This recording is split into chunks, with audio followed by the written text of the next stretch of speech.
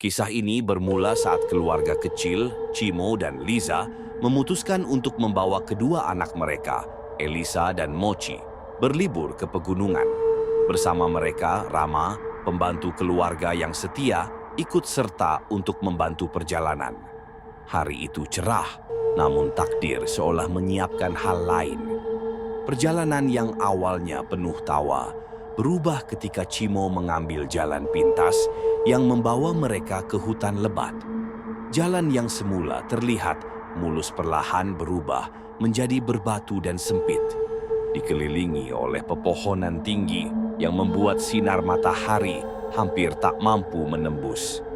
Ketegangan mulai muncul ketika mereka menyadari bahwa sinyal ponsel hilang. Mochi yang duduk di kursi belakang mulai gelisah. Ia terus memandang keluar jendela, merasa seolah ada yang memperhatikan dari kegelapan hutan. "Ayah, apa kita masih jauh?" tanya Mochi dengan suara kecil. Cimo, yang berusaha tetap tenang, menjawab, "Tidak lama lagi, Mochi. Kita akan segera menemukan jalan besar."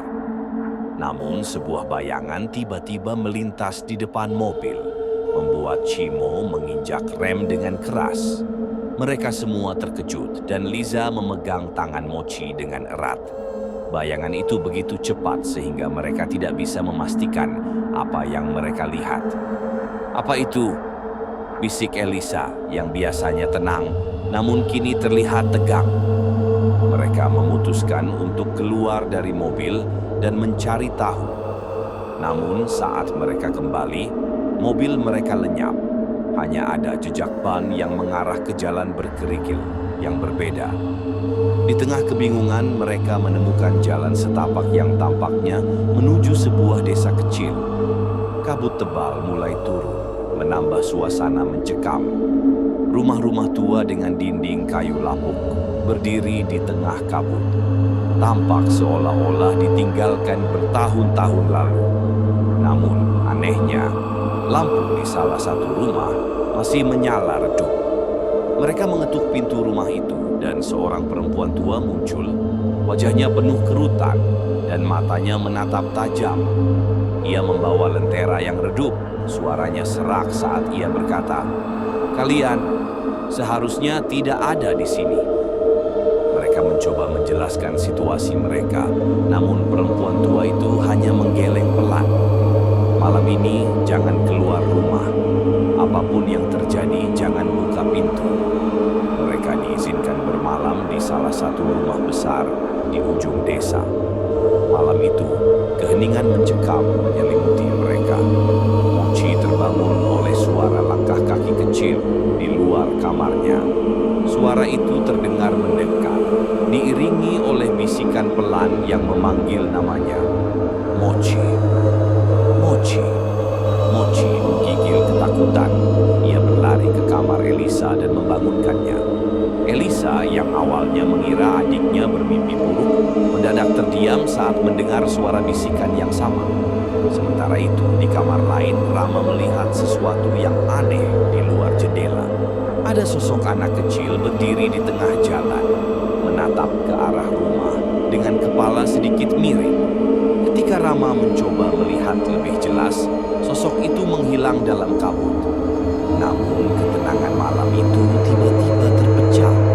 Rama mendengar suara pintu terbuka pelan dari ruang tamu. Ia turun untuk memeriksa, namun saat sampai di sana, sosok perempuan tua yang mereka temui sebelumnya berdiri di depan pintu, ditemani bayangan anak kecil yang pucat dan tersenyum menyeramkan. "Kau ikut dengan kami," bisik perempuan tua itu dengan suara yang membuat bulu kuduk berdiri. Sebelum Rama sempat berteriak, bayangan itu menyerangnya. Ia ditarik keluar rumah. Suaranya teredam dalam keheningan malam. Keesokan paginya, keluarga itu terbangun dan mendapati Rama tidak ada. Mochi menangis, memeluk Liza erat-erat, sementara Cimo berusaha mencari Rama di sekitar rumah. Namun, yang mereka temukan hanyalah sepatu Rama, tergeletak di tengah jalan setapak yang mengarah ke hutan. mereka menemukan jejak kaki yang tampak seperti diseret. Jejak itu membawa mereka ke sebuah gubuk tua di pinggir desa. Di dalam, mereka menemukan Rama duduk di sudut ruangan dengan mata kosong. Tubuhnya gemetar dan ia terus berbisik, "Mereka tidak akan membiarkanku pergi. Mereka tidak akan membiarkanku pergi." Tiba-tiba, pintu gubuk tertutup dengan keras.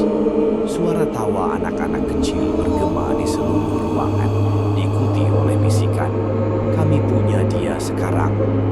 Cimo mencoba menarik Rama keluar, tetapi kekuatan tak terlihat menghalangi mereka. Liza berteriak, memohon agar Rama dikembalikan. Namun sosok perempuan tua itu muncul kembali. Kali ini diikuti oleh bayangan-bayangan anak kecil yang semakin banyak. "Dia milik kami sekarang," kata perempuan tua itu dengan suara menggelegar. Keluarga itu melarikan diri dari gubuk, meninggalkan Rama yang terus memohon pertolongan. Dengan napas tersengal dan hati penuh ketakutan, mereka akhirnya menemukan jalan keluar dari desa. Mobil mereka kembali berada di tempat semula, seolah-olah tidak pernah hilang. Namun saat mereka melaju pergi, Elisa melihat di kaca spion. Sosok Rama berdiri di depan gubuk, diapit oleh bayangan anak-anak kecil yang melambaikan tangan. Wajah Rama terlihat kosong, seperti telah kehilangan jiwanya. Sejak hari itu, keluarga Cimo tak pernah membahas perjalanan mereka lagi. Mochi sering terbangun di malam hari, mendengar bisikan yang sama memanggil namanya. Elisa, meski tak mengaku, sering mendapati bayangan aneh di cermin kamarnya. Dan Cimo, yang selalu merasa bersalah, tak pernah lagi menyetir ke daerah pegunungan. Namun desa itu masih ada menunggu tamu yang lain.